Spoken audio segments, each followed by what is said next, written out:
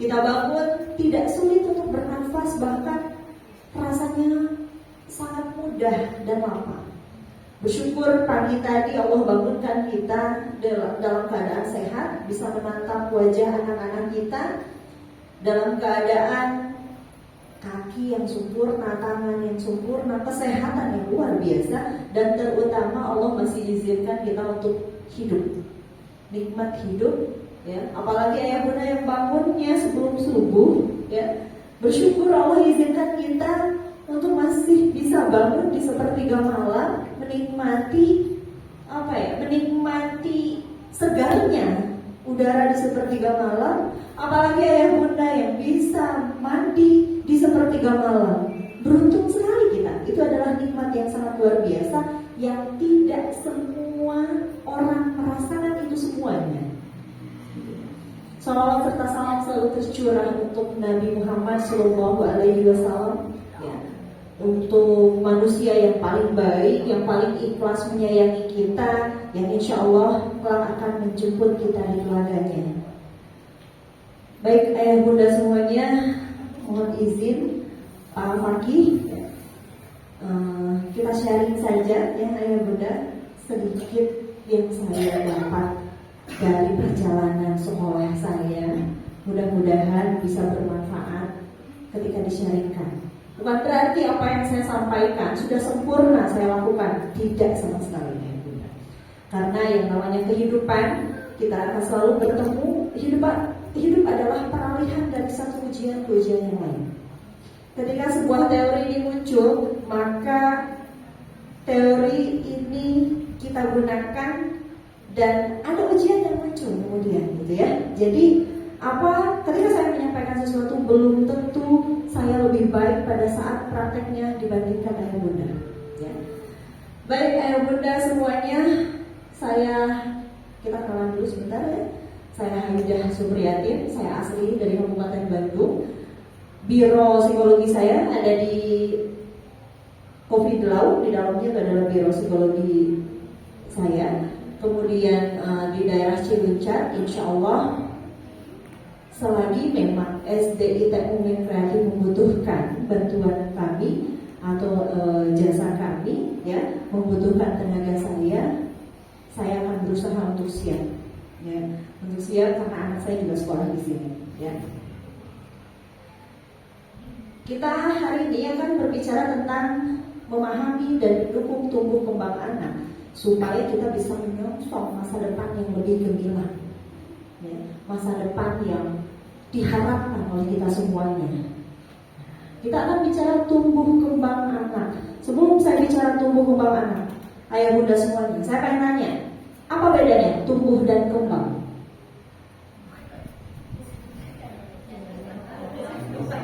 Apa ya bunda? Tumbuh?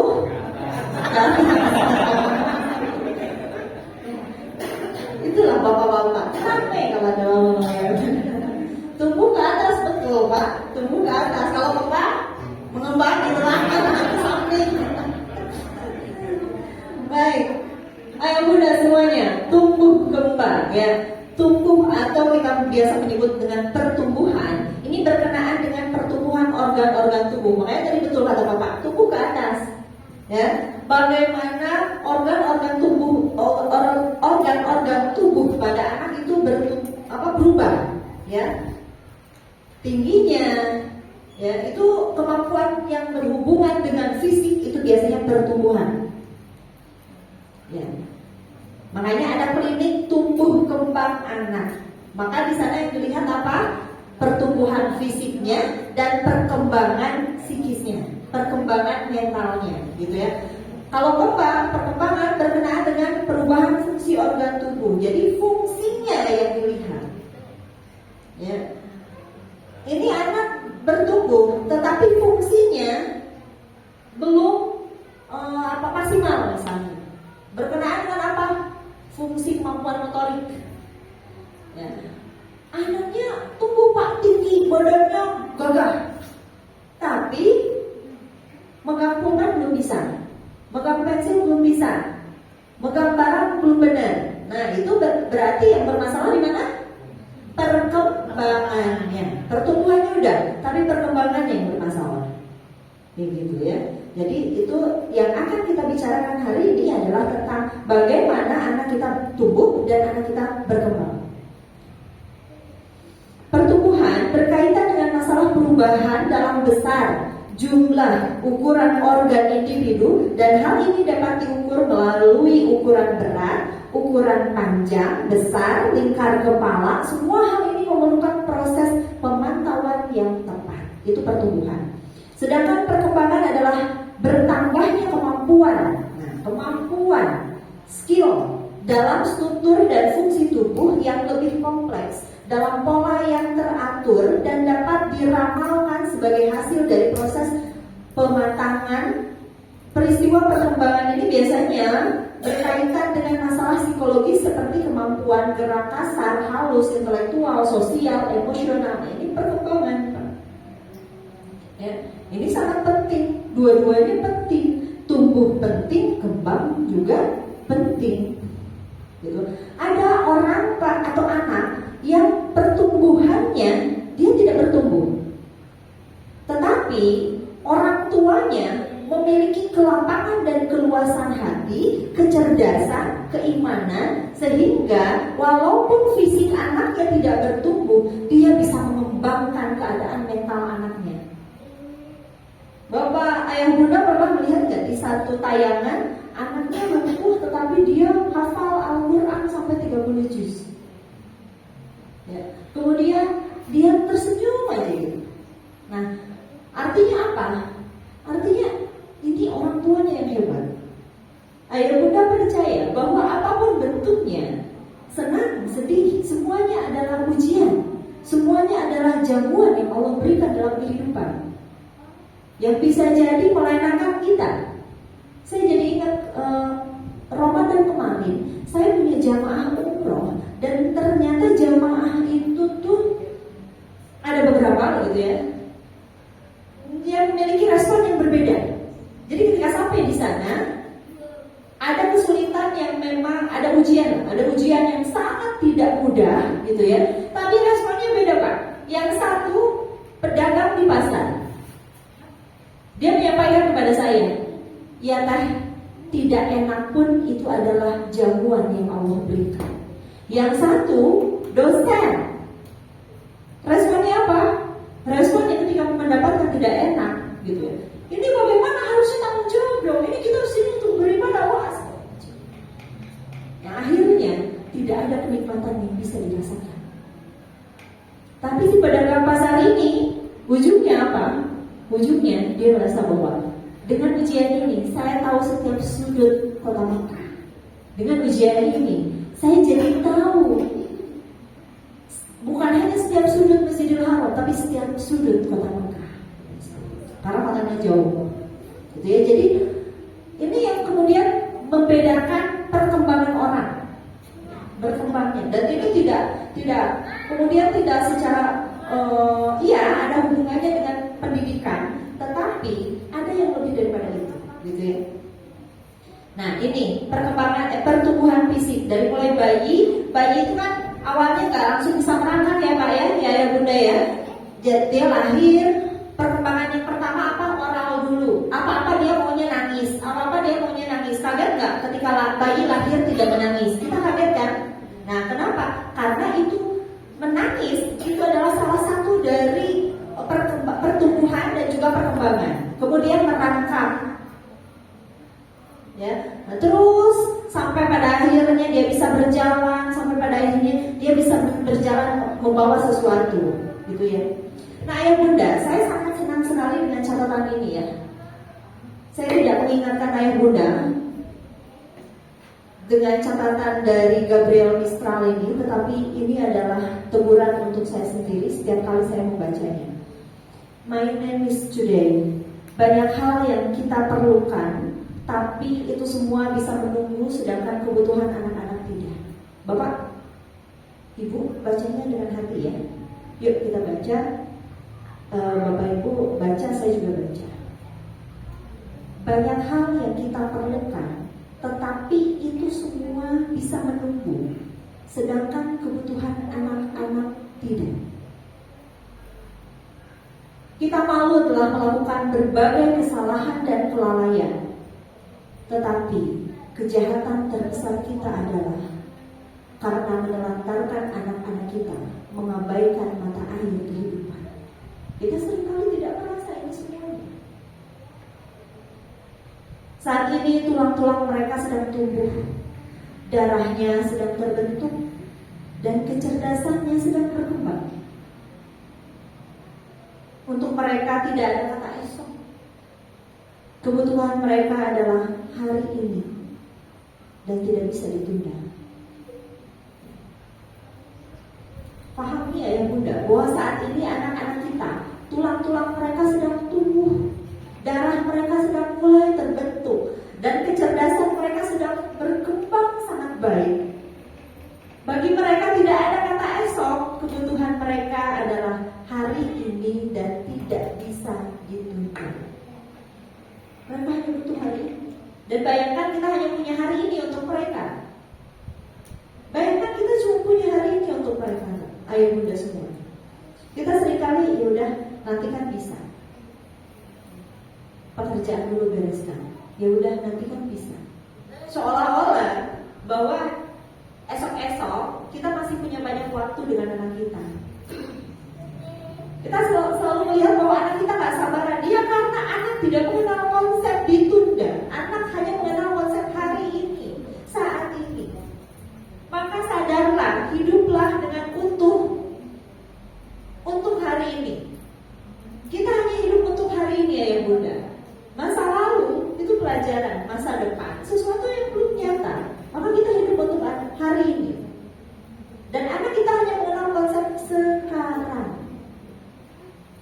Jadi saya kalau sedang baca tulisan Gabriel Mistral ini sendiri ayah bunda, saya seringkali menangis. Kenapa? Karena saya juga ibu yang bekerja. Banyak waktu yang saya kemudian tidak bisa penuhi kepada anak saya. Baik, anak bukanlah miniatur orang dewasa, tetapi mereka adalah makhluk kecil yang diyakini memiliki potensi diri untuk berkembang. Mereka punya potensi untuk berkembang. Tapi ada kalanya tanpa sadar potensi itu kita pangkas. Kenapa? Karena kurangnya pengetahuan. Kita terjun bebas dalam pendidikan anak kita. Saya banyak menerima konsultasi ayah bunda yang ibunya adalah guru di pesantren, ya. Bahkan beberapa kali di bulan lalu saya dapat konsultasi itu, ya guru pesantren, anaknya pun digeruduk gitu ya. Tetapi anaknya ini di sebuah pendidikan sanawiyah, ya. Sanawiyah kan belajar agamanya banyak ya, tetapi kemudian dia stres. Kenapa dia stres? Dia OCD. Dia merasa setiap kali dia selesai berwudu, dia itu buang air kecil, dia itu pokoknya itu ada pipis sedikit. Itu tadi saya tuntut sedikit. Itu sampai 10 kali berwudu. Yang akhirnya apa? Koneksi dia dengan Allah hilang. Dia merasa Allah begitu. Allah tuh berat sekali perintahnya Allah. OCD. Dan akhirnya aturan-aturan itu memberatkan kemudian. Ada juga yang lucu. Ibunya datang bawa, kenapa? Karena anaknya pacaran. Anaknya sama dia, anaknya pacaran. Ayahnya asam lambungnya naik.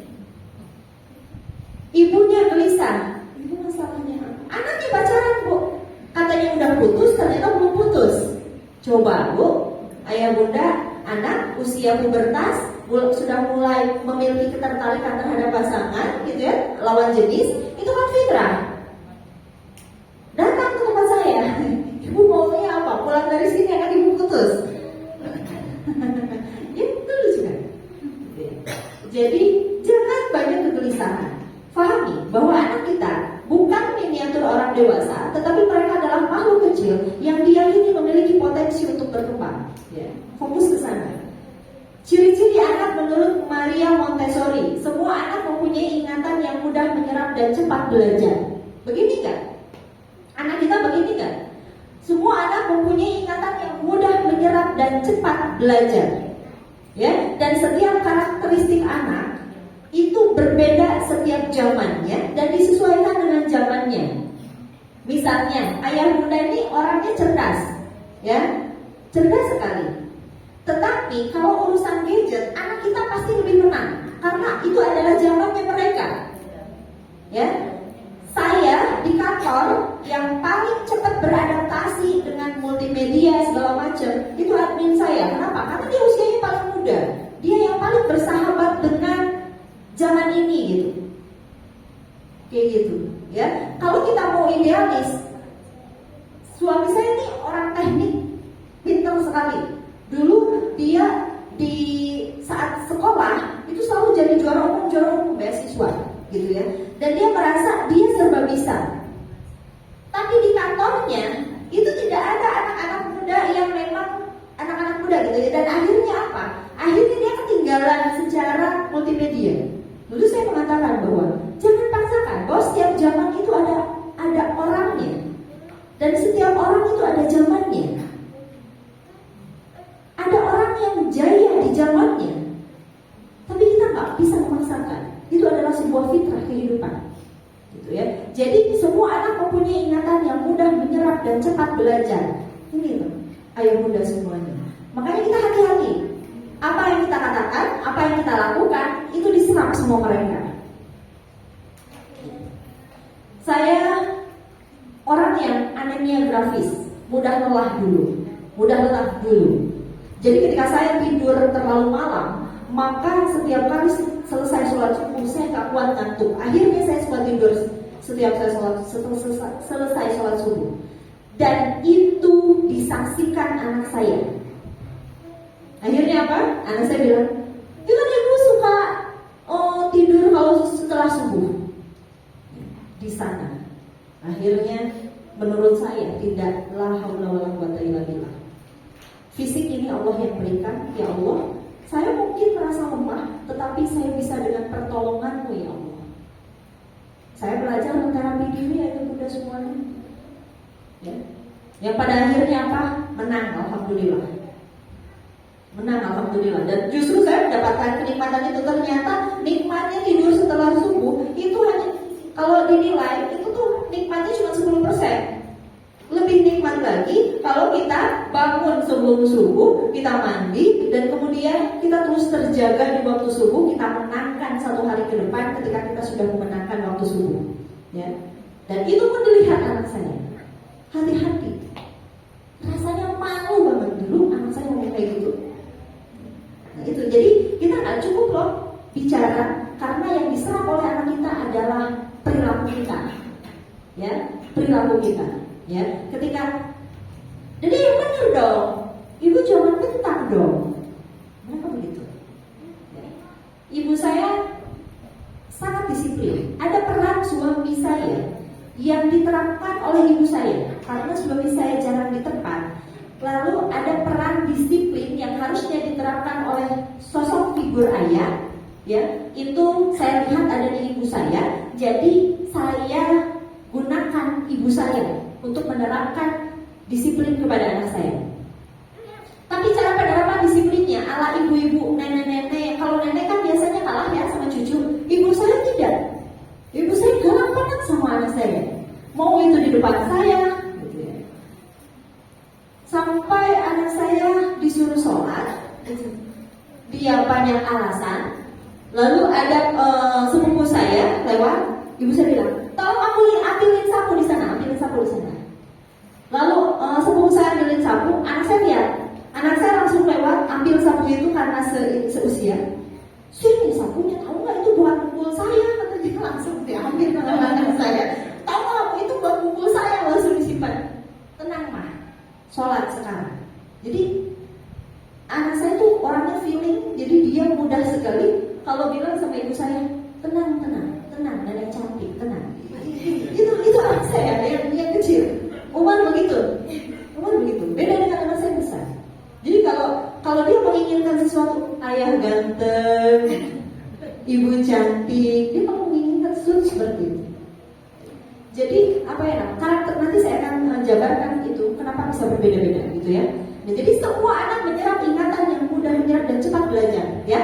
Itu terjadi kepada anak kita, makanya hati-hati dengan lisan kita, ya, hati-hati. Ayah bunda. Kemudian yang kedua, semua anak belajar melalui bermain, belajar ide-ide baru, adaptasi sosial, mengatasi masalah-masalah emosi. Ini sangat penting. Ketika anak mulai di usia TK, yang seringkali diperhatikan oleh orang tua adalah bagaimana anak bisa baca supaya bisa masuk SD yang bagus. Sibuk dimasukkan ke bimbel, sibuk dimasukkan ke mana. Saya tipikal ibu yang tidak pernah sibuk memasukkan anak saya untuk les membaca, les berhitung. Itu adalah sebuah skill yang sangat mudah untuk dipelajari. Ya, jadi yang sering kali dilupakan oleh ayah bunda apa? Ketika anak kita banyak bermain, kamunya dari tadi main aja. Emang ini tuh kerjaan mereka kok.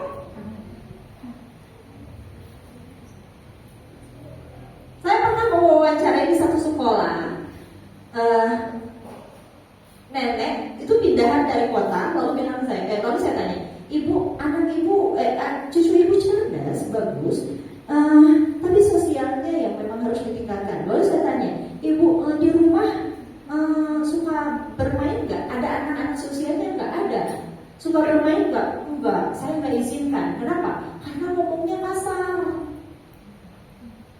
Karena mainnya tuh di tanah. Anak-anaknya ya gitu lah bu, agak liar. Saya kan pindah dari kota, si ibu ini pindah ke kabupaten.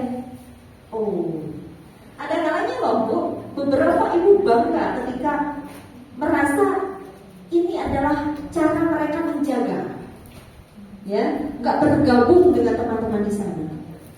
Tapi yang harus dipahami adalah ada skill yang tidak bertumbuh. Skill apa? Skill adaptasi sosial, skill mengatasi masalah-masalah emosi. Anak kita bermain dengan temannya, dia akan menemukan kesal, dia akan menemukan gak suka, dia akan menemukan hal-hal yang dia tidak nyaman, dan dia belajar mengatasi itu.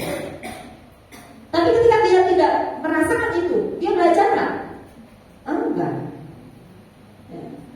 Dan ibu akan sulit sekali ketika kemampuan ini dilewatkan.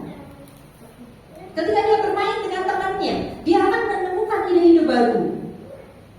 Dia akan belajar bagaimana dia didominasi dan melawan dominasi orang. Ini akan belajar. Lalu di sekolah yang sama, gurunya bilang, ibu, anak saya curhat kemarin. Kenapa Pak? Kata saya. Katanya ada anaknya, ada anak temannya, teman si anak ini bilang, jadi mainnya udah geng-gengan, padahal kelas 1 SD, mainnya udah geng-gengan, lalu anaknya bilang bahwa kamu ikut aku, ibu aku guru. Terus si anak kebetulan bagian kurikulum ya yang curhat ke saya. Terus gimana Pak? Iya, terus seenaknya si anak itu. Terus gini, saya bilang ke anak saya, harusnya kakak bilang dong, iya ibu kamu guru bawahannya ayah saya jadi ketawa sendiri gitu ya. Bapak kenapa ngomong kayak gitu? Gitu ya. Iya bu, saya jadi kesal kayak gitu. Hati-hati. Terus dilakukan nggak sama anak bapak? Enggak. Berarti cara dia mendidik anaknya dalam waktu lama itu bagus, sehingga satu kali dia berbuat salah, anaknya nggak ngikutin. Ya. Enggak. Terus bagaimana? Ya anak saya cuma kesal aja bu, cuma curhat aja. Tetapi dia belajar mengelola emosinya pada saat itu. Itu yang harus dipikirkan oleh ayah bunda semuanya. Sehingga kenapa anak kita sekarang, zaman sekarang terjadi banyak masalah-masalah emosi ayah bunda. Itu adalah dampak dari banyaknya mereka bergabung dengan gadget. Gadget itu kan tidak ada proses, ya cepat sekali kan. Kalau mereka mau sesuatu tinggal pencet, sehingga mereka tidak tahu proses menunggu, tidak kenal proses. Makanya cepet dong ma, cepet dong ya. Itu adalah dampak dari gadget. Tetapi ketika mereka bermain tidak demikian. Makanya usahakan tetap ada fase di mana mereka bermain. Kalaupun ayah bunda mau ngajak belajar, udahlah judulan bermain, isinya belajar. Tapi judulin aja main. Begitu. Kemudian yang ketiga, semua anak melalui sejumlah tahap perkembangan, setiap tahap saling berkaitan. Nah ini yang harus digarisbawahi bahwa setiap tahap saling berkaitan. Jadi ketika anak kita terjadi persoalan, terjadi keterlambatan dalam satu tahap, maka itu akan mempengaruhi tahap selanjutnya. Makanya pada akhirnya kalau kita enggak, kita jadi menumpuk utang pengasuhan namanya, utang pengasuhan. Ini ayah bunda yang mungkin juga bila pernah terjadi kasus di sini kan ya, semacam utang pengasuhan. Di diagnosa anak ini ASD, dari awal saya merasa bahwa ini nggak ASD, tapi ini terjadi banyak utang pengasuhan sehingga pertumbuhannya tidak maksimal. Tapi sekarang sudah lebih better ya, jauh lebih baik ya. Bisa mengikuti pembelajaran. Kenapa? Karena setiap hari dia dengan ibu guru.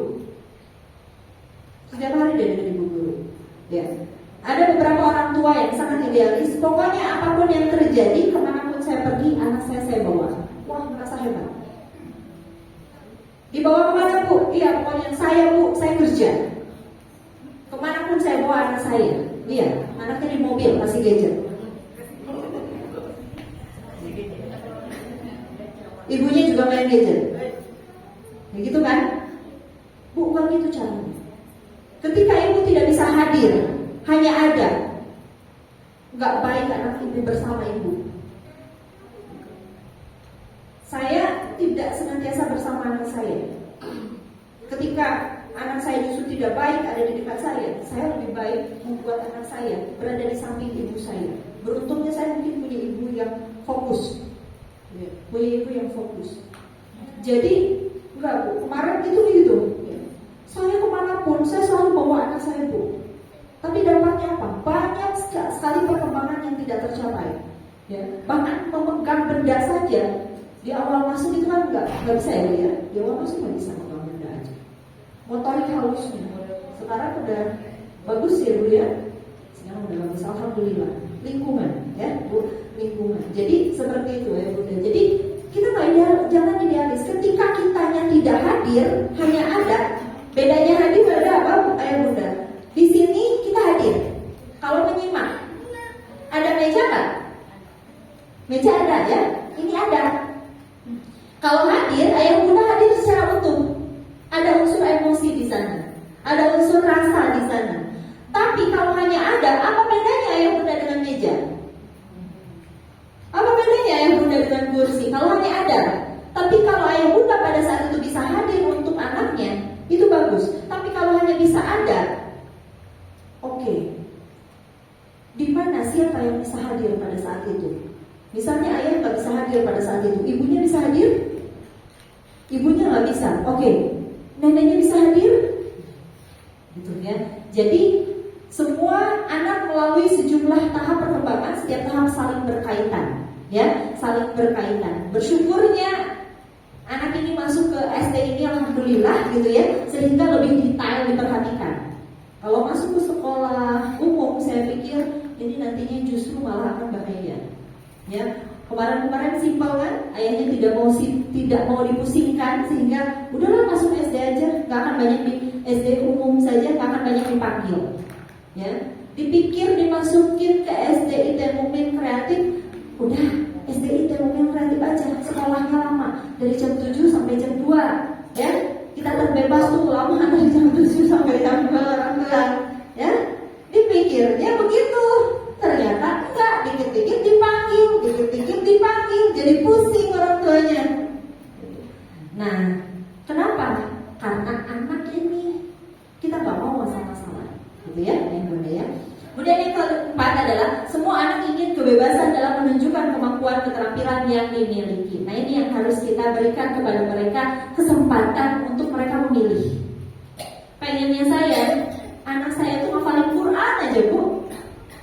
Ya, saya pengen kalau lihat Ibrahim, ya Allah pengen kayak Ibrahim, gitu ya. Kalau saya lihat Ibrahim, terus saya suka godain anak saya, ibu tuh pengen loh dia bilang, dia suka cerita, ya Ibrahim pinter ya, dia suka bilang gitu. Tapi anak saya sukanya main futsal.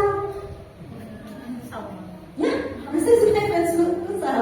Ya sudah, ya mungkin tahun depan dia akan mulai fokus. Jangan pernah berhenti berharap. Ya Allah, kita masih punya harapan. Ya, kita sekolahkan anak di tempat yang baik. Ya Allah, hujamkan dalam hati anak-anak saya kecintaan kepada Al-Quran. Terus saja kita berdoa. Hujamkan dalam dada anak-anak saya kecintaan kepadamu, kepada Rasulmu, bahkan melebihi kecintaan kepada diri mereka sendiri. Sudah berdoa saja. Caranya seperti apa? Terserah Allah. Kita bisa bersandar kepada doa dan kita mulai mengajari. Misalnya kita pengen anak kita menjadi penghafal Al-Quran, ya kitanya belajar juga, gitu ya. Kitanya belajar juga. Kita pengen anak kita menjadi penghafal Al-Quran, tetapi anak kita lihat kita TikTokan, gimana coba? Ya. Jadi begitu. Jadi biarkan bebasan mereka. Semua anak ingin kebebasan dalam menunjukkan kemampuan dan keterampilan yang dimilikinya. Ya.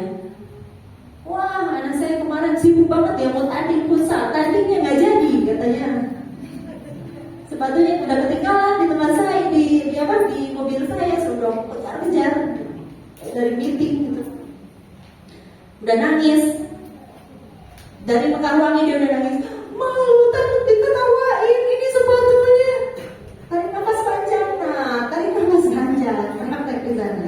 Gak ada yang akan tertawakan kamu. Insya Allah kamu hebat. Pakai sepatu, bukan sepatu futsal pun kamu itu tetap hebat. Udah, akhirnya reda.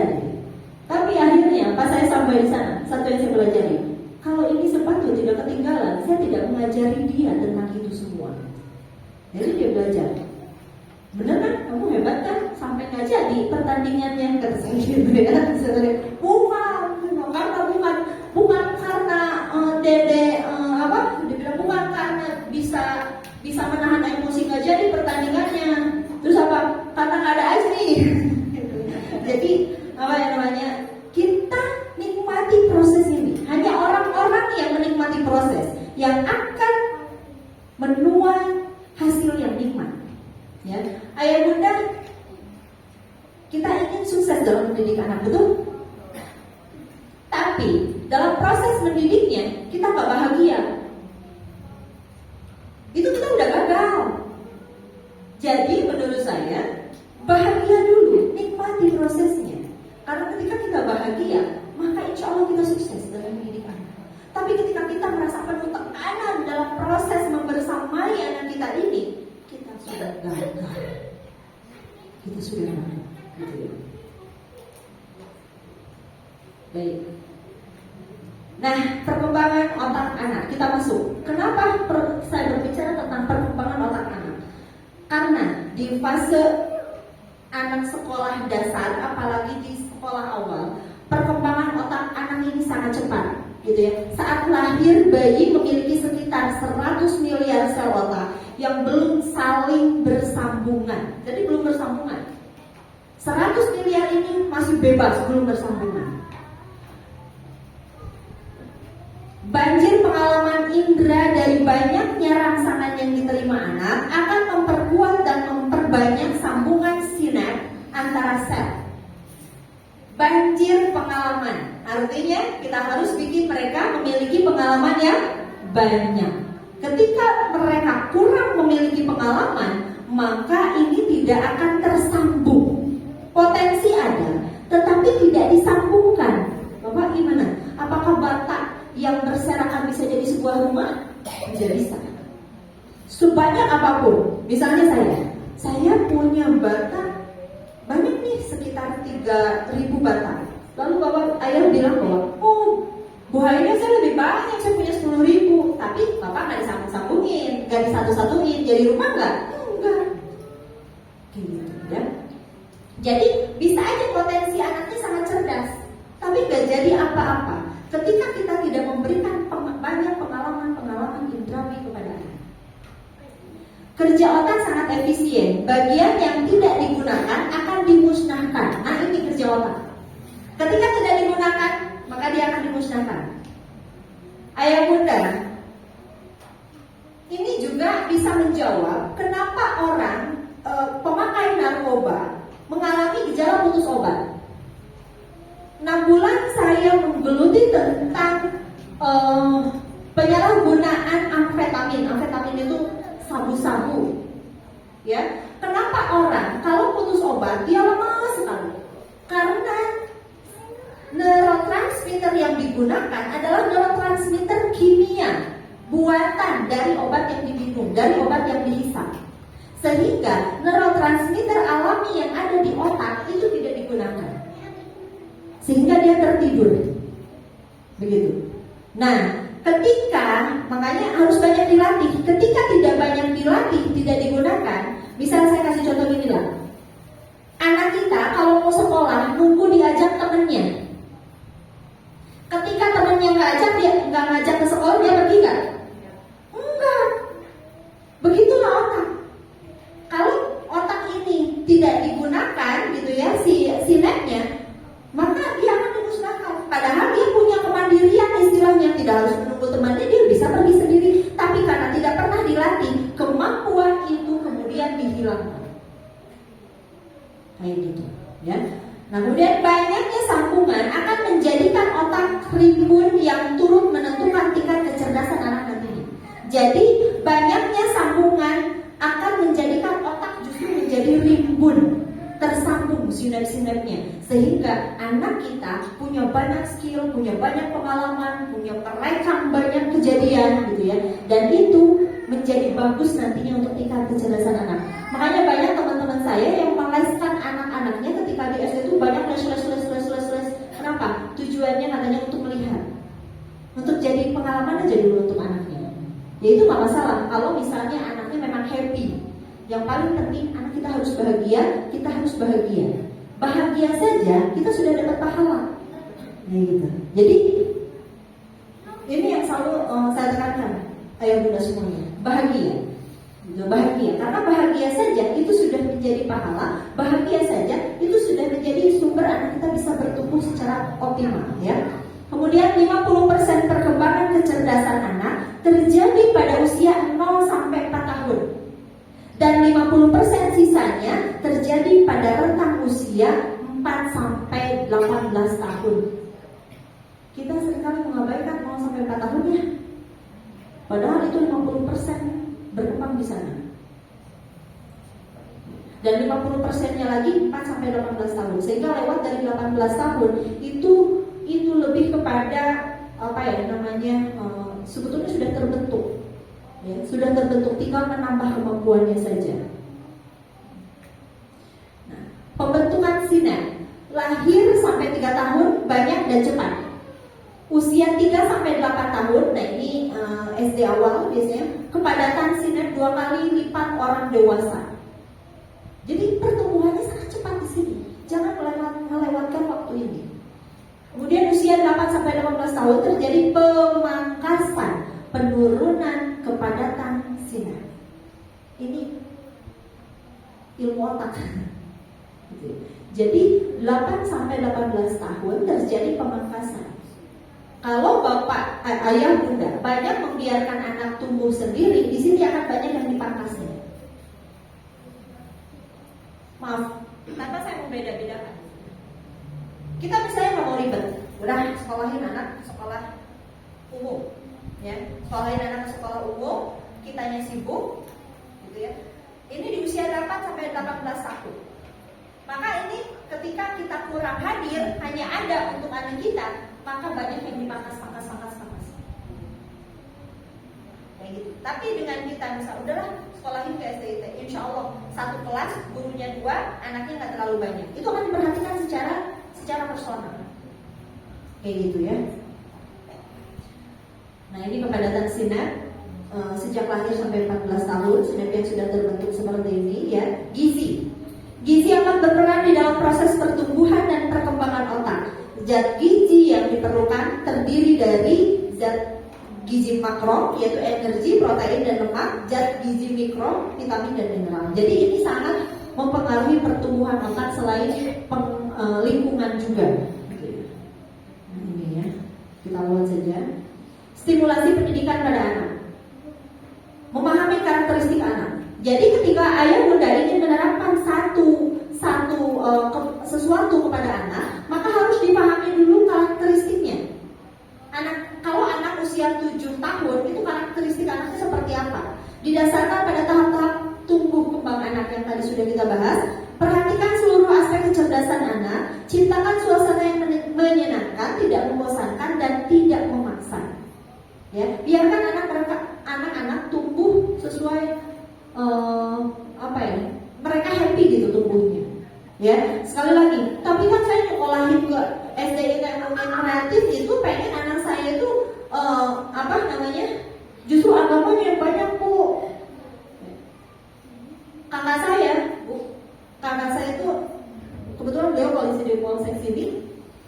Ya karena beliau beliau sangat dekat dengan anak saya. Beliau selalu bilang begini, kamu tahu nggak kenapa kamu dikasih nama Ali Umar? Tahu katanya. Itu adalah perpaduan Ali dan Umar. Maksudnya apa? Ali orang cerdas, Umar orang yang kuat. Tahu nggak Dede artinya itu tahunya dari mana? Dari YouTube. Kalau Dede nggak lihat YouTube, Dede nggak akan tahu maksud nama Dede. Itu anak saya. Harusnya Dede jadi seperti Ustadz ini. Harusnya Dede nanti sekolah di Madinah kayak Ustadz Khalid gitu kan. Kakak saya. Anak saya karena sangat bercanda, Dede mau masuk Liga Arab. Nanti jadi soleh, jadi Ustadz. Itu anak saya. Sampai kakak saya bilang, itu anak kamu. Biarkan saja dulu. Tapi kita tidak lepas dari doa dan kita terus memberikan contoh. Jangan gelisah. Jangan dulu gelisah, gitu ya. Seperti itu. Ya. Dimensi kecerdasan anak, dimensi jamak namanya, multiple intelligence, kecerdasan spiritual ini yang paling penting, kemudian kecerdasan linguistik, merangkai kalimat bercerita. Nah, Bapak Ibu, Ayah Bunda lihat anak kita bagaimana cara merangkai kalimatnya, cara bercerita mereka. Ya, kalau mereka mahir di sini, bikin mereka happy untuk berada di sini. Ya. Kemudian kecerdasan logika dan matematika, cerdas angka dan rasional, pemecahan masalah. Agama kita butuh juga orang-orang yang cerdas di bidang masing-masing. Kemudian kecerdasan spasial, cerdas ruang, tempat, gambar. Kita harus paham kecerdasan ini supaya kita tidak memaksakan kehendak kepada anak. Ya. Kemudian kecerdasan kinestetik raga, cerdas olah tubuh. Kemudian kecerdasan musik, nada, irama, lagu. Ya. Kalau kita tidak terlalu ingin mengarahkan anak kita ke musik, maka kita lihat, kalau musik tipe otaknya otak mana, bagian otak mana yang bekerja, nanti saya sedikit bahas di sini, gitu ya. Nanti kita bisa alihkan ke yang lain, yang setipe. Kemudian kecerdasan interpersonal, memahami dan menyesuaikan diri dengan orang lain. Bagaimana nih anak kita di ranah ini? Bagaimana? Jadi ini semuanya harus ada pada anak kita, walaupun dia harus lebih. Misalnya yang ingin kita kita perdalam dari anak kita adalah kecerdasan linguistik. Tapi semua kecerdasan ini harus ada pada anak kita. Dengan cara apa? Kita stimulus. Makanya perlu orang tua yang hadir, bukan ada. Hadir, bukan ada, ya. Makanya Bu, kalau di sekolah kan suka di absen ya. Jawabannya bukan ada, harusnya hadir kan, ya? Karena meja nggak pernah di absen Bu. Karena meja ada kan, ya gitu. Jadi kita harus hadir. Kalau kita orang tua mereka, seperti itu. Kemudian kecerdasan interpersonal, kecerdasan intrapersonal, memahami dan kontrol diri sendiri. Ini sangat penting. Kita bisa menanamkan kontrol terhadap diri kepada anak sejak dini. Itulah kenapa Rasulullah menyarankan untuk olahraga berenang, memanah, dan berkuda. Kenapa coba ya? Ada apa dalam berenang? Ada apa dalam berkuda? Ada apa dalam memanah? Memanah supaya apa? Fokus. Berenang? Tahan nafas. Berenang kenapa? Berkuda kenapa? Ini adalah skill kehidupan sebetulnya di dalamnya. Ada fungsi psikologis yang dilatih di dalamnya. Betul, memanah itu mengajarkan anak fokus.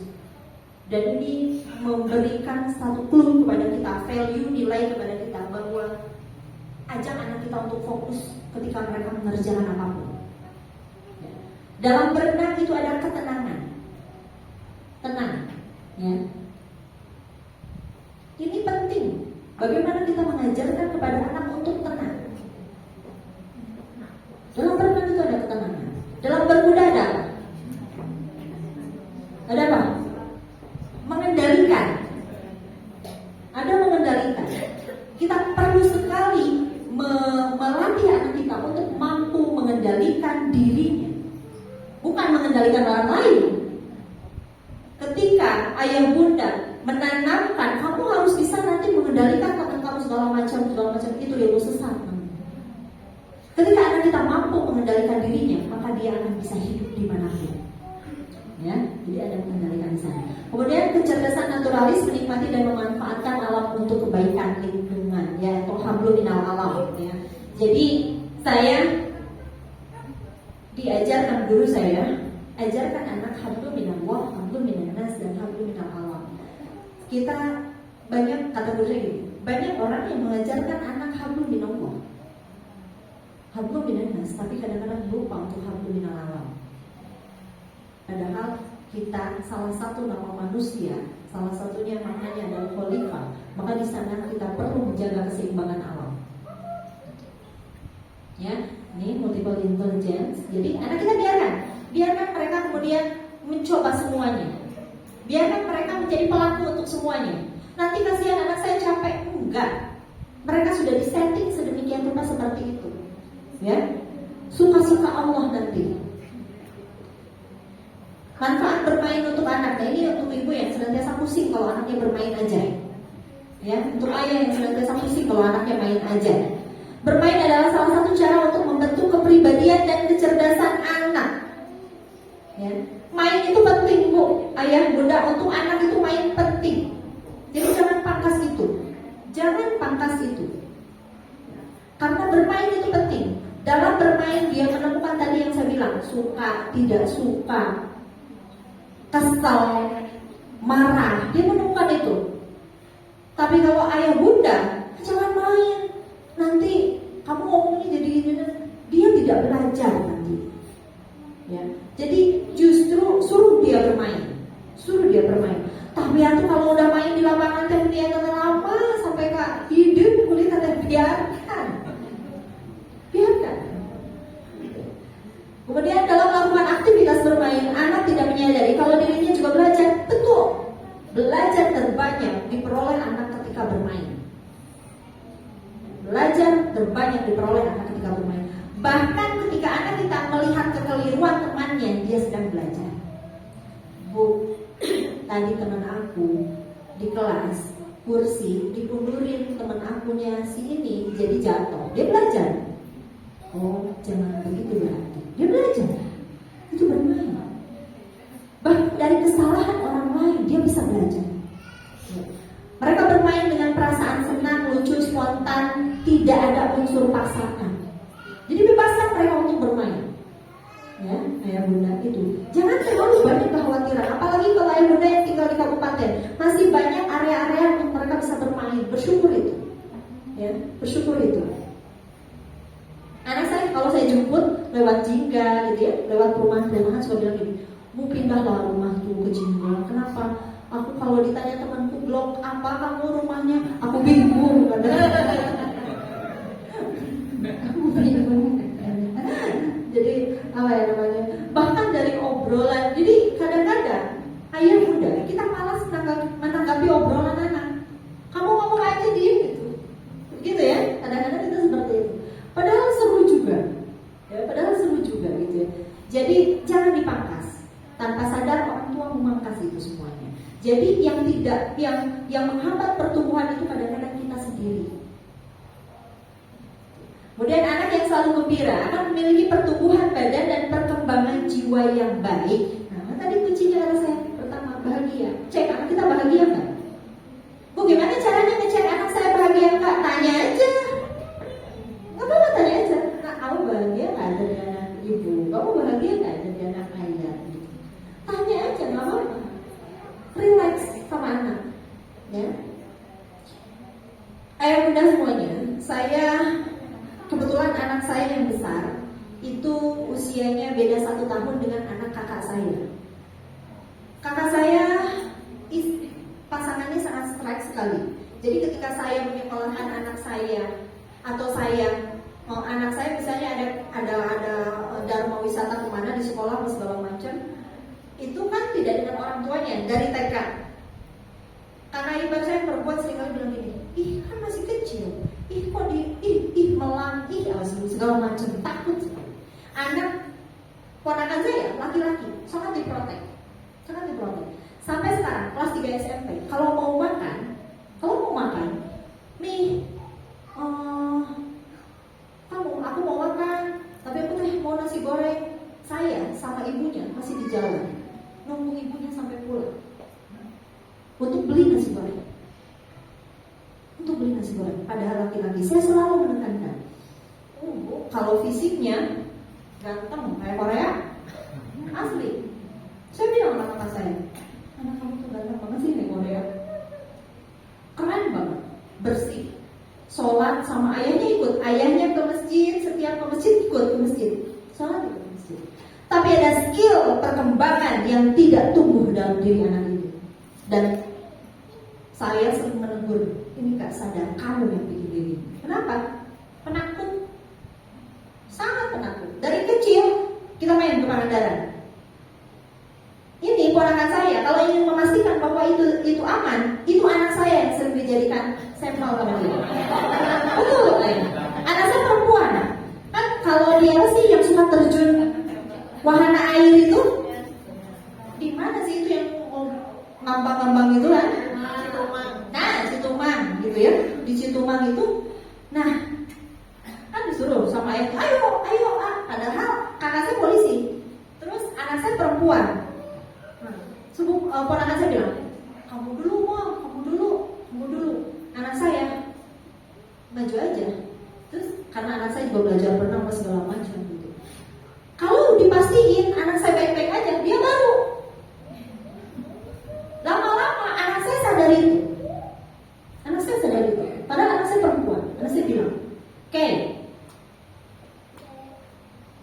kalau laki-laki ya, kalau kata AA kan sekolah di DT, kalau kata AA kalau laki-laki merantaulah.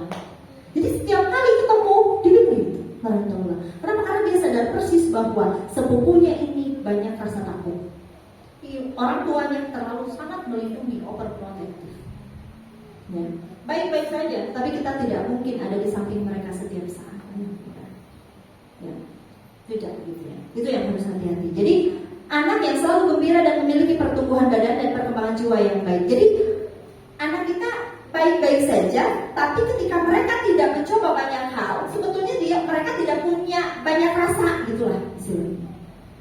Tapi ketika mereka mencoba banyak hal, mereka akan menemukan banyak rasa. Ketika mereka berteman dengan siapa saja, mereka akan merasakan kecewa.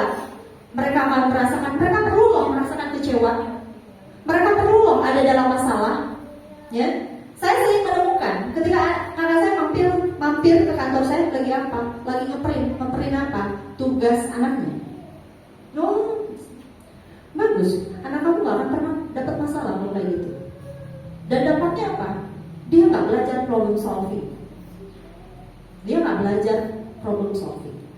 Ya, itu. Baik, permainan anak itulah pendidikan, itu kata Ki Hajar Dewantara. Permainan anak itulah pendidikan. Ya, saya lihat di sini anak-anak kalau main bola, main apa gitu ya. Ya, itu pun adalah pendidikan untuk mereka. Mereka belajar bagaimana kompetisi, bagaimana dapat bola, bagaimana tiba-tiba ketiban bola, bagaimana tiba-tiba di sliding gitu ya. Makanya kalau anak-anak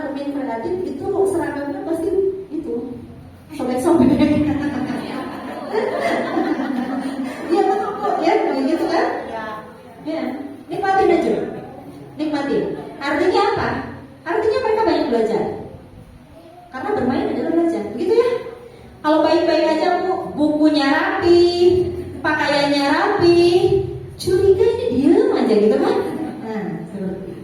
Ya, jadi kalau bajunya sobek, berarti mereka gerak.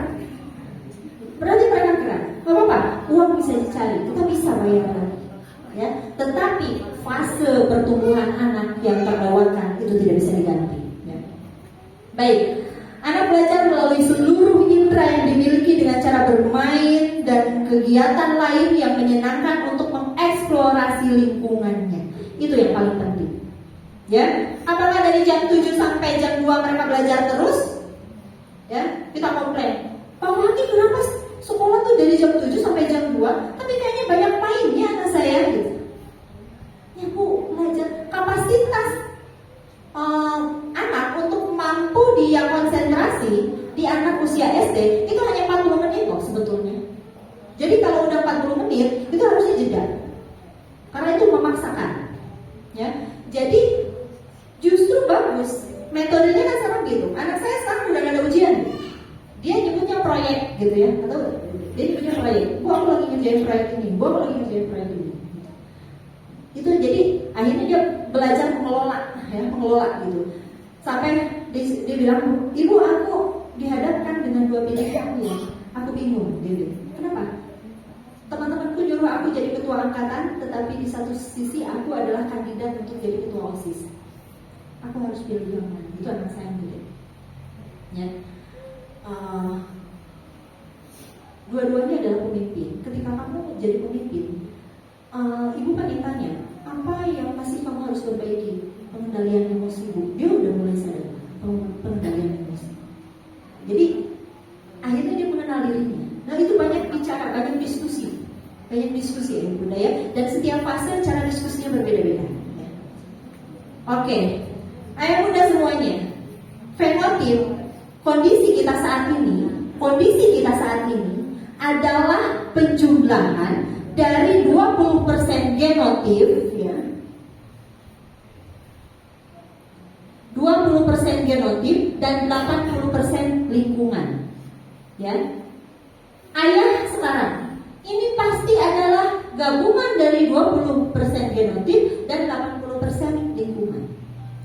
Seorang Pawaki itu adalah gabungan dari 20% genotipnya dan di mana dia hidup selama proses kehidupannya itu memegang kendali 80%. Yang dipelajari oleh psikologi mana? Ini 80% lingkungan. 20% apa? Kalau sekarang mungkin ayah Bunda pernah mendengar istilah Stephen, ya? Nah, dipelajari oleh Stephen. Penggagasnya orang Indonesia, almarhum Bapak Karim Poniman. Tapi dia rujukannya, konsep grand teori besarnya adalah dari teori Carl Gustav Jung, yaitu Bapak psikologi barat asalnya, tetapi dia bungkus semuanya, dia padukan semuanya dengan ilmu Al-Quran. Ya, ini yang membuat saya ketika 80% para psikolog benci dengan ini, saya dalami ini. Kenapa? Karena mungkin value ya. Kalau value saya, kalau orang udah pakai Al-Quran, berarti dia punya dasar gitu, maksud saya. Nah, ini saya belajar ini. Ya, jadi 20%. Ini adalah genotip dan 80% lingkungan. Maksud saya apa? Artinya ayah Bunda kita memegang peranan yang sangat besar, 80%. Kalau anak kita adalah sebuah batu berlian, tapi lingkungannya tidak bagus, maka tidak akan muncul berliannya. Saya udah mandi wangi, tapi saya kemudian diam di dekat tempat sampah yang besar, kira-kira bau nggak? Bau, padahal udah mandi. Gitu ya. Nah, yang dipelajari Stephen adalah ini. Genetik itu ini. Ya, jadi setiap anak-anak kita atau setiap kita semuanya, gak hanya anak-anak kita, bahkan kita seperti inilah otaknya. Ayah Bunda saya yakin sudah pernah mendengar otak kiri, otak kanan ya. Seperti inilah penampakan otak. Ya. Tadi saya pas lagi bikin materi subuh-subuh, anak saya bilang, "Wih, keren banget itu otak." Dan saya bilang gitu, "Warna-warni gini ya otakku." Umar bilang gitu. Mana wangi gini ya otakmu. Jadi ini otak kiri, otak kanan. Ya. Nah, setiap kita ini punya susunan ini. Hanya yang mana yang dominan, gitu ya.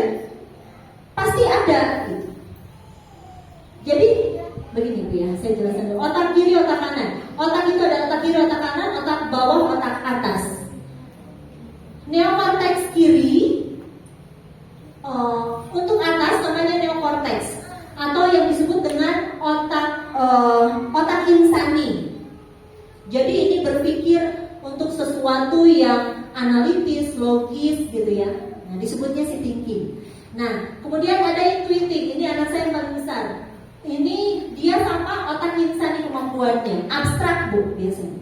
Nah, tapi karakter otak kanan gitu Bu, abstrak. Makanya tadi saya bilang kalau bapak, ayah, bunda tidak senang anaknya bermain musik, arahkan karena dia yang bermain kemampuan otak kanan, arahkan ke yang lain, gitu ya. Nah, karena dia memiliki kreatif, imajinatif dan konseptual.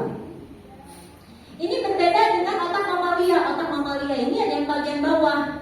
Nah, feeling, sensing ini otak mamalia. Ya, yang berfungsi apa? Limbiknya. Jadi kita lihat kalau anak kita yang banyak didominasinya ketika bergaul dengan kita, berinteraksi dengan kita adalah perasaan, ini bisa jadi yang justru berperan kuatnya atau genetiknya dia adalah otak mamalianya, limbiknya. Nah, ini biasanya orangnya ada orang feeling, ada orang sensing. Nah, ada satu lagi otak di sini insting namanya, ini otak reptil, otak kecil Bu. Biasanya orang-orang yang punya mesin kecerdasan tinggi, insting, ini dia serba bisa. Biasanya, gitu ya. Nah, saya kasih contoh yang saya lihat. Saya orangnya tinggi, logis, analitis, pandai. Ketika bertemu sesuatu, itu pasti harus masuk dulu. Logis nggak? Saya pernah diajak hipnoterapi, dihipnotis sama dosen saya. Mentalnya beberapa kali Bu. Kewaspadaan saya tinggi sama orang.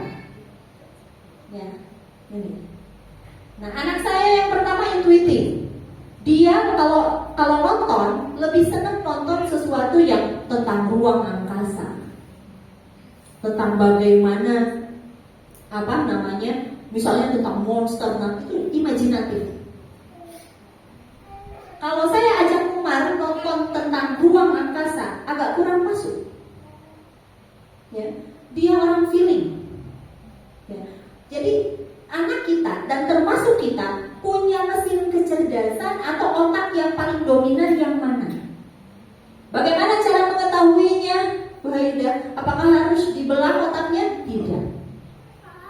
Makanya Stevie mengajak untuk istilahnya bisa dilihat dari bagian tubuh manusia yang tidak berubah apa? Sidik jari, DNA. Nah, yang paling mudah dilihat dari sidik jarinya. Seperti itu. Dari sidik. Kapan harusnya tes sidik jari dilakukan? Itu sebetulnya ketika anak kecil. Maka kita bisa mengarahkan dia menuju karpet merahnya istilahnya. Jadi kalau anak feeling, nanti stimulusnya banyaknya di mana? Kayak gitu ya. Ayah bunda kenal tidak? Bukan kenal. Tahu pernah mendengar Babe Jamil Azaini? Atau seorang pembicara, pembicara hebat lah istilahnya. Nah itu biasanya orang-orang feeling kalau ketika ngomong itu enak banget gitu. Nah anak saya Umar itu feeling. Jadi dia mudah sekali menyerap sesuatu yang dia lihat yang berbau feeling. Makanya dia kalau ibu saya marah, mama cantik, dan anak saya yang besar nggak bisa seperti itu. Tapi Umar bisa seperti itu. Mereka seringkali karena tidak beda gitu ya. Umar kalau dikasih tontonan hantu cepat kok. Orang feeling gitu. Kalau anak saya yang besar dikasih tontonan hantu, ini film sampah katanya begitu. Jadi ini gitu ya. Nah suami saya thinking bertemu dengan thinking, akhirnya perang. Jadi seperti itu ya. Jadi ini salah satu contoh. Nanti kalau misal ayah bunda tertarik untuk tahu ini, boleh nanti di kantor. Kita fasilitasi untuk tes ini. Kita fasilitasi untuk tes ini dan nanti akan dijelaskan lebih rinci. Tapi yang ingin saya jelaskan di sini adalah artinya setiap kita punya mesin kecerdasan yang berbeda-beda dan mesin kecerdasan ini akan menjadi penentu dan mesin kecerdasan ini akan menjadi corak. Tapi bisa kita lihat dari golongan darah dulu. Misalnya, kenapa atau dari negara. Negara Indonesia itu adalah negara Melayu, itu cenderungnya negara feeling. Kenapa? Makanya film-film di kita, sinetron itu banyak berbau emosi. Kalau berbau emosi itu pasti laku. Ya? Ibu-ibu harus suka, bapak-bapak juga suka karena kita termasuk negara yang ini feelingnya kuat. Makanya di Indonesia banyak orang yang golongan darahnya O. Golongan darah O ketika bertemu sesuatu responnya cenderung emosi.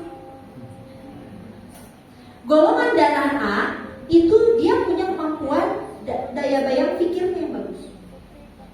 AB, saya AB, penggerak. Kalau AB itu sensing, penggerak. Makanya di biro saya ada 5 psikolog dan saya penggeraknya. Saya cari-cari kerjaan. Yang ngerjain siapa, Bu? Yang evaluasi siapa? 4 teman saya. 4 teman saya, psikolog juga. Jadi mereka terima kerjaan, evaluasi. Kalau admin saya nggak pernah. Misalnya kalau ibu ini ada tes yang harus dievaluasi, enggak. Pasti mereka langsung cari dulu yang lain, psikolog yang lain. Seperti itu, gitu ya. Jadi ini nantinya karakteristiknya jadi akan mudah untuk mengarahkan, ya. Seperti itu. Nah, bagaimana tadi kita ada bagaimana menyongsong masa depan gemilang dengan hadir di tumbuh kembang anak. Ayo Bunda.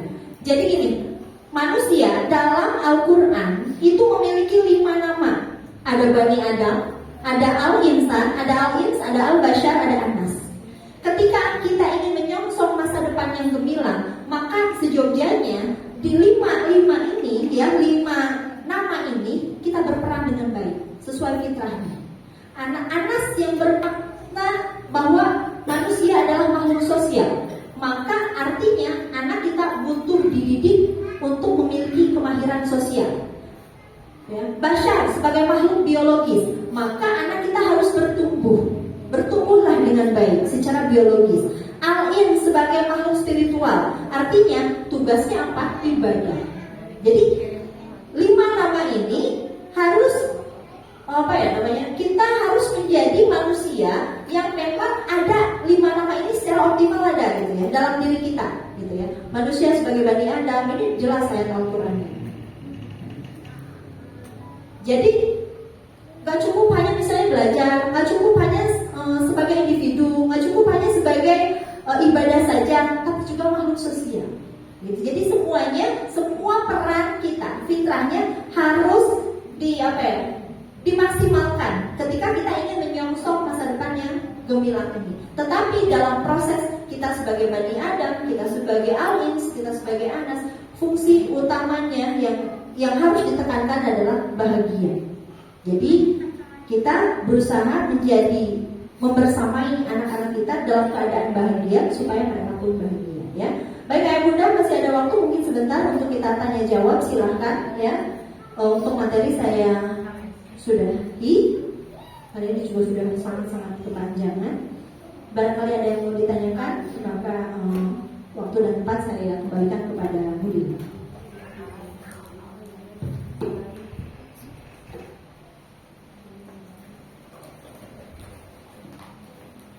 Baik ya Bunda, beri flash dulu untuk materi kita hari ini. Insyaallah materinya sangat luar biasa, termasuk buat saya sendiri ilmu yang sangat bermanfaat sekali. Terima kasih Ibu. Mungkin untuk sesi selanjutnya ya, untuk memanfaatkan waktu bagi ayah bunda yang bertanya, maka silakan ajukan tangannya. Mangga, ayo. Boleh Bu? Oh, boleh mana Ibu? Bismillah, Ibu, batasan kelas berapa atau usia berapa anak untuk dibatasi bermain dan konsentrasi belajarnya dari kelas 1 sampai kelas 3 saya biarkan bebas mau negatif habis kata-katanya saya nggak bisa stop gitu ya, betul-betul dinikmati asal kasih edukasi bahayanya seperti apa, tidak apa. Tapi kalau kita terusan gitu kan, mungkin ada batasnya sampai usia berapa atau kelas berapa supaya agak mengurangi hal itu, karena harus kasih belajar dulu.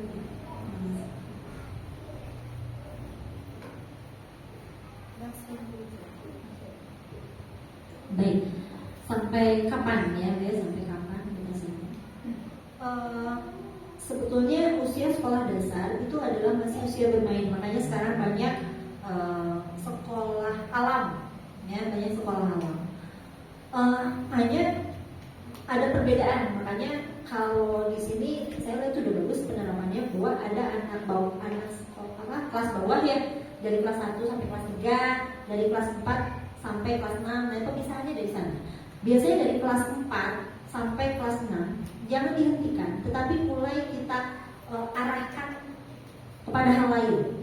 Kepada hal lain, ibu bagus banget bahwa saya tidak bisa menghentikan, tetapi mendampingi, karena tugas kita adalah mendampingi. Ya kita ajarkan, kita edukasi bahayanya, betul seperti itu. Bukan diberhentikan.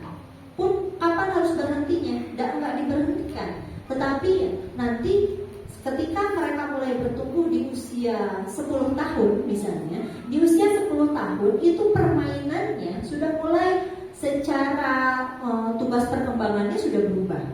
Karakteristik kesukaannya sudah berubah. Maksudnya gimana? Dia lebih suka peer group yang nanti udah mulai kayak apa?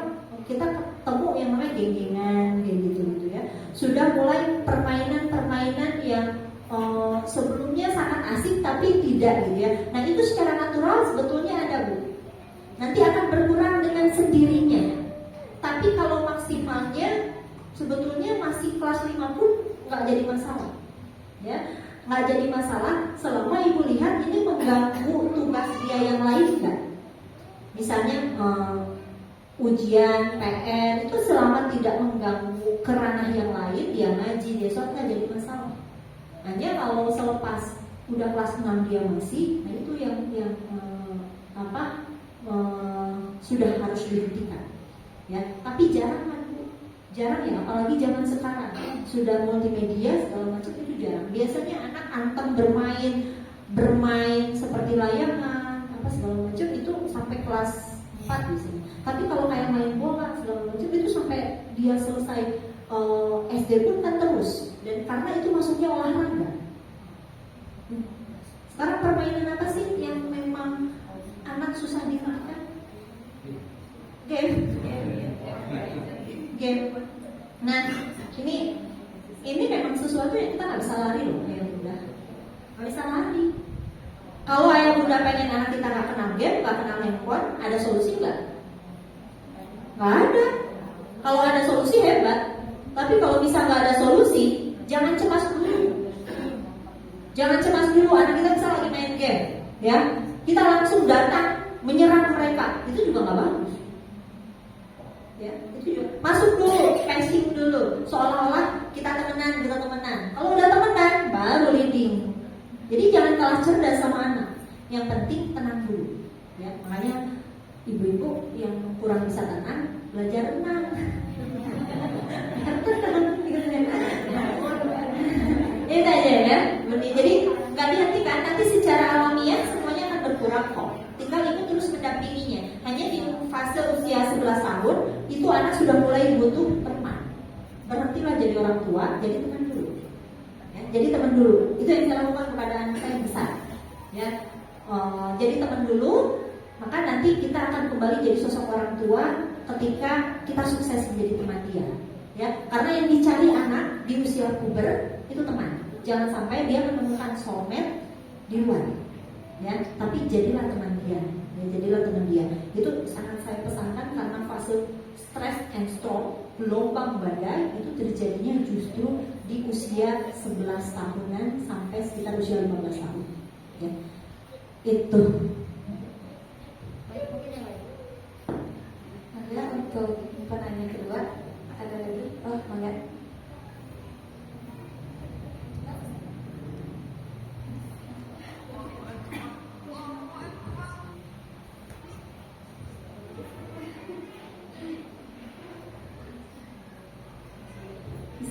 Bismillahirrahmanirrahim. Assalamualaikum warahmatullahi wabarakatuh. Ibu, saya mau bertanya, apa yang harus kita lakukan sebagai orang tua ketika anak ada di fase kebetulan sekarang lagi ada di fase anak saya baru kelas 1, sekarang udah mau 2 minggu ini agak susah kalau mau berangkat sekolah. Itu setiap subuh itu dibangunkan susah, nangis tantrum sampai ditendang pintu, semua bata dilempar-lempar segala macam dengan alasan saya masih ngantuk, capek dan sebagainya. Dan ibu juga sebisa mungkin ya dengan cara yang masya Allah butuh kesabaran yang sangat-sangat ekstra. Akhirnya dia bisa berangkat sekolah, tapi ketika mau berangkat sekolah itu dia mengeluhkan, aduh jadi sakit perut, atau misalnya bikin muntah, atau nggak enak badan, panas dingin, apa segala macam. Sampai dia mau berangkat ke sekolah itu dipending dulu karena bentar, jadi aku ke kamar mandi dulu. Oke, kamar mandi kan sudah itu udah dicelana, udah rapi, udah tinggal mau berangkat, tiba-tiba udah jaga dulu, jadi aku ke kamar mandi lagi. Astagfirullahaladzim. Begitu terus. Akhirnya sampai berhasil ke sekolah, tapi waktu di hari Kamis pas di hari Kamis itu masya Allah tantrumnya sangat-sangat sekali. Dari mulai di parkiran depan saya turun tuh udah meluk erat, gak mau, pokoknya gak mau sekolah, nangis gitu. Saya benar dari sebelumnya sudah menanyakan, takutnya dia ada permasalahan dengan temannya di sekolah atau apapun itu, tapi selalu saya tanyakan, nggak ada komun gitu, nggak apa-apa, jadi malas aja di sekolah, selalu seperti itu gitu kan. Saya bertanya juga ke ibu, kata Bu Lina ada yang aneh di sekolah, nggak ada bertengkar sama teman ataupun nggak ada gitu kan. Sampai waktu hari Kamis itu kita bertiga di lapangan sekolah, masya Allah, tarik-tarikan sampai dia nangis, tantrum lah istilahnya gitu kan. Sampai saya pun ikutan nangis karena bingung ya Allah ini harus seperti apa gitu kan, harus bagaimana gitu. Mungkin itu jadi cara mengatasinya seperti apa dan memotivasi lagi anak supaya kembali lagi untuk kembali ke sekolah itu giat lagi gitu seperti semula. Itu apa namanya? Waktu TK juga begitu? Iya. Waktu TK juga. Sampai awal masuk pun seperti itu. Jadi kebetulan Al-Khalifi ini dari balita, kalau setiap bangun tidur itu dia tantrum dulu. Kalau ketika pas dia bangun saya nggak ada di kamar, pasti itu dia teriak-teriak bunda kamar. Jadi pada saat udah nyamperin ke kamar, jadi maunya dia itu disamperin ke kamar, terus nemenin dia tidur lagi sampai semau-maunya dia. Tapi kan maksudnya tidak bisa seperti itu karena saya pun kan harus menyiapkan segala sesuatunya, apalagi kalau subuh itu mama tuh repot sekali ngurus ini dan itu gitu kan. Itu terjadi terus menerus, tidak ada solusinya karena saya sudah, menurut saya sudah melakukan apa yang saya bisa, tapi qadarullah-nya masih belum hal ini. Cuman pas kemarin sesudah masuk kelas 1, beberapa bulan masuk di sekolah, alhamdulillah itu tantrumnya itu sudah nggak ada untuk bangku subuh itu. Jadi dia masih tetap teriak bunda gitu, tapi saya sudah sampai dia bunda lagi di kamar mandi atau dia bunda lagi di dapur, udah stop, nggak tantrum lagi. Nah baru 2 minggu ini dia seperti itu lagi, dan sekolah pun susah. Tapi 2 minggu ini di sekolah tidak ada apa-apa juga kan? Tidak ada Tidak apa-apa.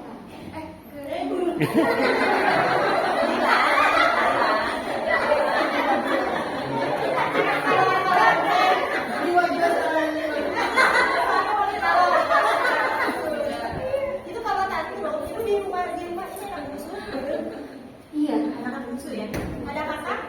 kakak ada tapi di pondok, jadi nggak satu. Kalau di rumah, kalau misalnya lagi tantrum gitu, kalau dideketin ayahnya gimana? Kedarulahnya Oh, ya oke. Ibu di rumah selain sama ibu sama siapa? sama saya saya sedih. Jadi hal ini dari Brojo tahu dunia ini nempel sama bundanya, nggak sama siapa-siapa lagi. Jadi ya sampai saat ini kemanapun yang ikut bundanya gitu. Jadi nggak bisa. Sekarang pun sudah dekat dengan neneknya karena saya di sini belum lama tinggal di Bandung. Sama neneknya pun kayak Tom and Jerry. Jadi belum dekat sampai sekarang ibu saya baik ya. Tapi entah kenapa dia nggak nyaman. Kalaupun saya misalnya lagi ada urusan, saya titip beberapa jam, saya dengan was-was karena memang orang tua saya tuh suka ngomong, aduh teteh, mama itu kayaknya nggak sanggup deh kalau lama-lama dititipin Al gitu. Karena memang Alnya nggak nyaman gitu. Jadi kayak seolah-olah nyaman tuh hanya dengan saya saja. Tapi kan pada kenyataannya saya pun harus menjalankan kegiatan yang lain, tidak bisa selamanya dengan Al gitu. Kadang-kadang saya harus ya saya pun harus mencari nafas yang gitu. Jadi kadang suka dilema gitu, ya Allah harus ini apa gitu sampai saat ini gitu. Terima kasih Ibu. Assalamualaikum warahmatullahi wabarakatuh.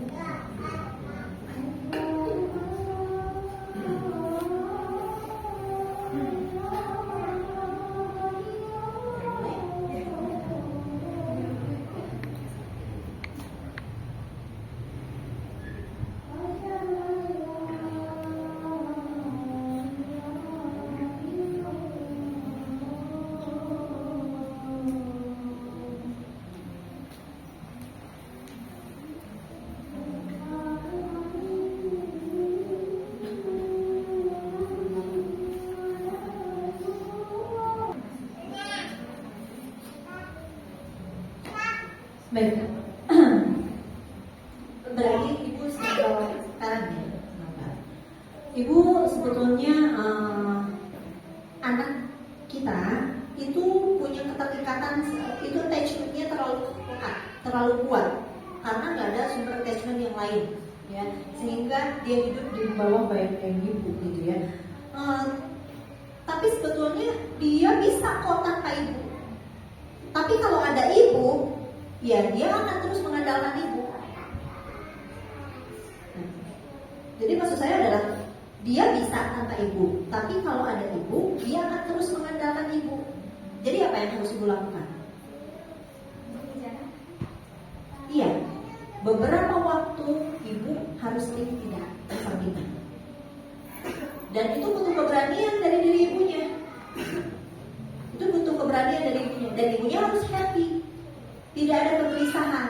Ibu gelisah enggak ketika anak ibu tantrum, misalnya tadi di rumah, kemudian ke sekolah, ketika meninggalkannya ibu gelisah enggak? Itu masalahnya. Itu masalahnya. Jadi masalahnya itu juga sumbernya adalah dari diri kita sendiri. Ya, ibu yang baik, tetapi cara ibu, apalagi laki-laki, ibu harus membuatnya kuat dan dimulai dari hari ini.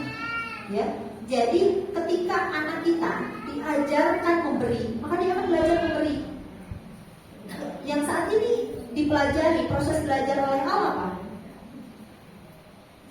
Ketika dia merasa insecure, ibu. Ketika dia merasa sendiri, ibu. Ketika dia merasa kesal, ibu. Ketika itu benar nggak? Itu nggak benar kan? Ya maksudnya itu tidak seharusnya seperti itu kan? Anak kita belajar problem solving nggak? Nggak belajar. Ketika ibu nggak ada, dia akan panggil ibu nggak? Ketika dia di rumah, dia panggil ibu karena tahu ibu ada. Tapi ketika dia di sekolah, dia akan berhenti itu. Ya. Oh berarti ibunya yang harus tenang. Ya. Terus gimana kalau pas mau pergi sekolah 2 minggu ke belakang ini, dia mulai lagi nih tantrumnya. Ya.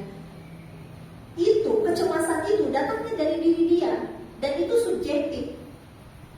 Artinya ibu sudah yang dibutuhkan sekarang oleh anak kita adalah mulai aturan dan ibu sudah mulai harus menerapkan itu. Diajak ngobrol, dibikin kontrak, ya. Des, sekarang kan nanti kalau kamu kayak gini, nanti ibu begini ya. Nanti itu dibikin kontraknya ketika dia ada dalam kesadaran penuh. bukan dalam keadaan dia tantrum. Dibikin kontraknya dulu, ya, dibikin sehingga dia paham. Sehingga ketika dia mulai tantrum, ingat nggak kita ngobrol kemarin gimana? Ya, kalau dia tetap aja, tinggalin aja dulu, biarkan dia. Ya gitu, dia akan bisa kok.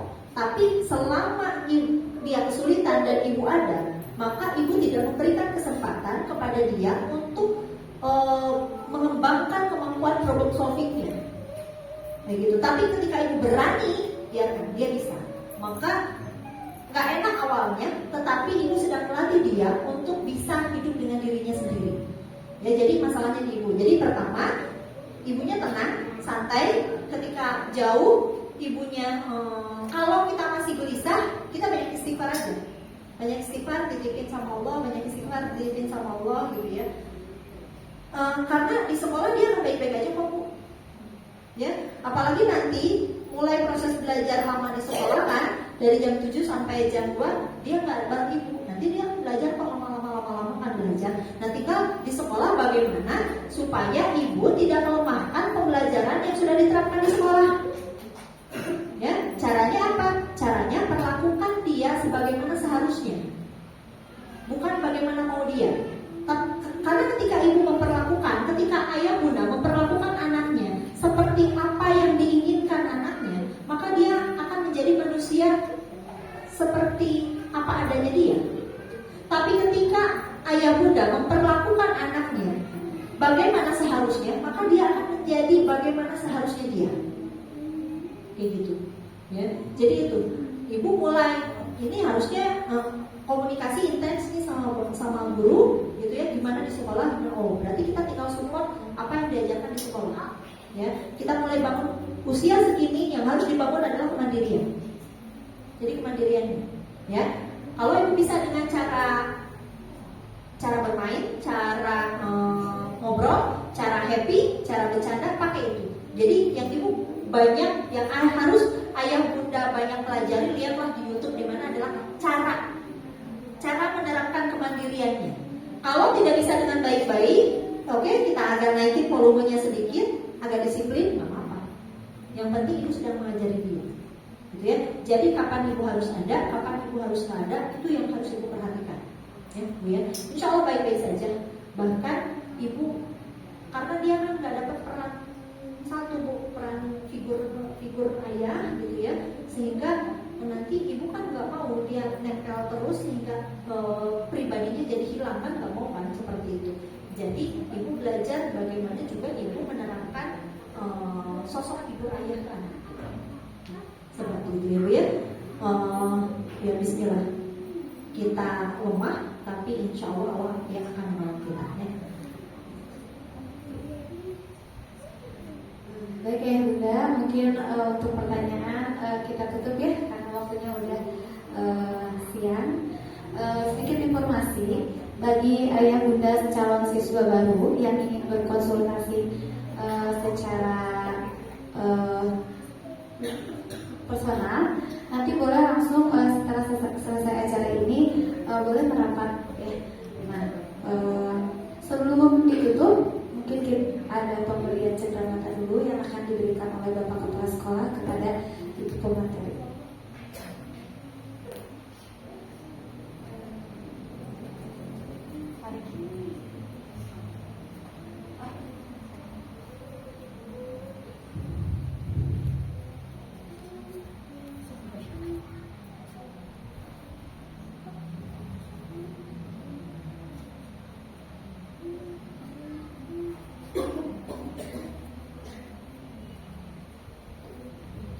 Boleh sambil kita beri aplaus dulu ya untuk acara hari ini.